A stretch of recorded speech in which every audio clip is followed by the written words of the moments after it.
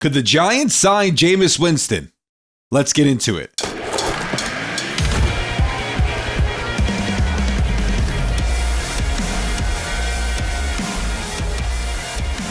Hey guys, I hope you're having a wonderful, wonderful day today. If you love the Giants and you're not subscribed, be sure to subscribe. So, Jameis Winston has been in the news as of late. I mean, this guy's been in the news for a while. He's such a character. I really do love the guy. I think he's great.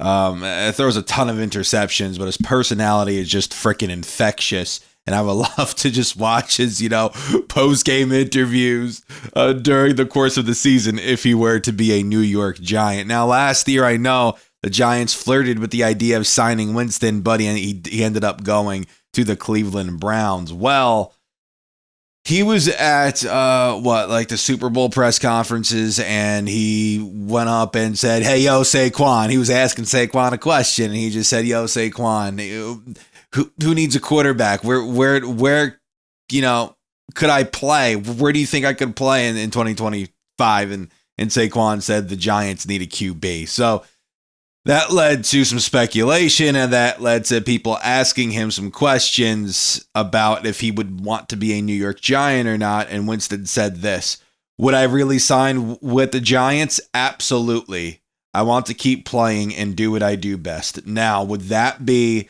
a good idea for the Giants? So last year, Winston played in 7 games for the Browns, went 2-5, 2,100 pass yards, 13 touchdowns, 12 interceptions. There's a lot of interceptions. There's a ton of them. Let's just say the Giants were to go get Sanders, I still think drafting Winston would be a good idea. I don't know if starting Sanders day one is the right move. So signing Winston to a 1-year deal, see what he does, that's fine. I'm more than open to it. Winston, though, did have some monster games last year. And I want to go over those really, really quick with you. Winston had one game where he just went off, threw for 497 yards, 4 touchdowns. But here's the kicker with Winston. He threw 3 interceptions in that same game. Then in another game, he threw 395 yards, 2 touchdowns, no interceptions. And then against the Ravens, threw 334 yards, 3 touchdowns, no interceptions. And he's had, I believe, from what I'm looking at, he had 3 games with at least 3 interceptions. A lot of turnovers, right? So you're not going to get Jameis to take care of the football. You're just going to get him to sling it all over the field and pray that something happens. And when you have a guy like Malik Neighbors on this team, stuff does happen. Malik played with 3 quarterbacks last year? And he broke records for the Giants. He had the most receptions for a Giants receiver in franchise history. Like, that's ridiculous. And he did it in his rookie season, and he did it with 3 different quarterbacks, maybe 4. So, yeah.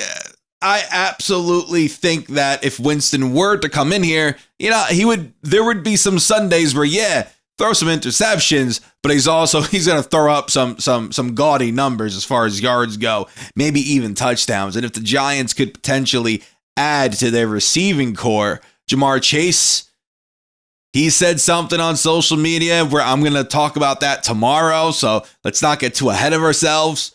But if the Giants could get Winston, and and let's say that 3rd pick, they don't go with Sanders, they go with somebody else. That's not the worst idea either, but it does look like Sanders could go to the Giants. But hey, Sanders might be gone by then.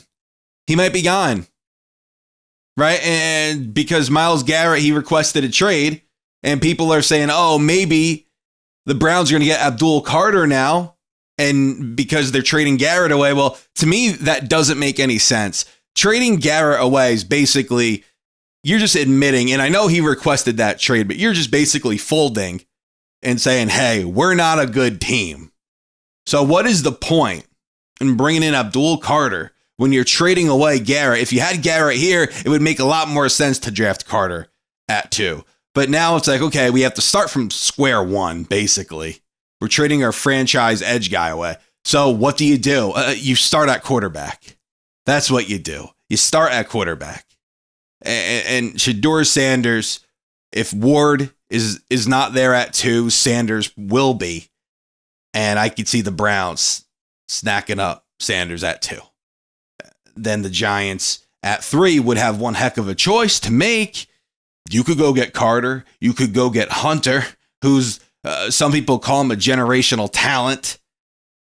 Mason Graham, Will Johnson. There's a lot of really great names here at the top part of that draft. So if Sanders does go at 2, and I've said it time and time again, would I go Sanders at 3? No, I wouldn't. But it seems like the Giants would. So if the Giants go Sanders at 3, I'm going to have to like it. And I will like it. I'll learn to live with it.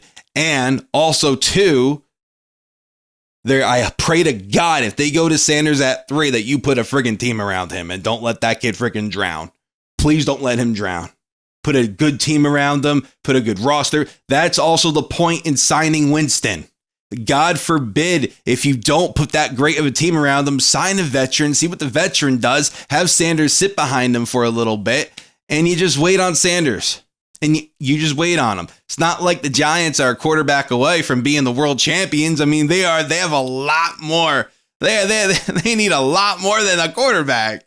They need a lot more. And they're playing with so much cap space. I believe $54 million in cap space. That's a bunch of money. That's a ton of money. I'm going to have a free agent upload that's coming very, very soon. So Jameis Winston, it's clear that he wouldn't mind being a Giant one bit. In fact, he would sign here if he had the opportunity.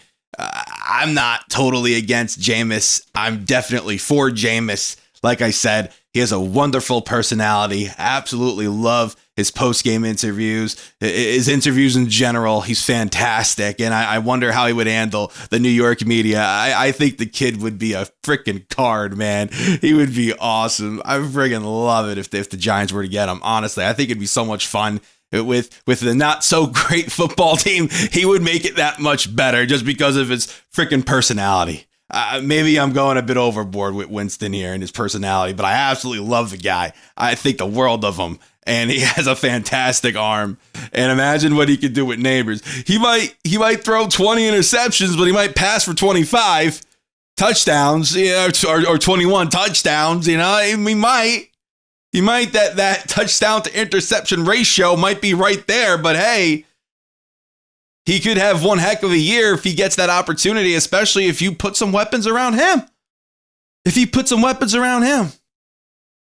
if Jamar Chase, if the Bengals did make him available, what would the Giants have to move to go get Chase? A lot of people are going to say, hey, that 3rd overall pick. Maybe, but maybe not. But if you're the Giants, you have to get creative. And that's where it gets scary.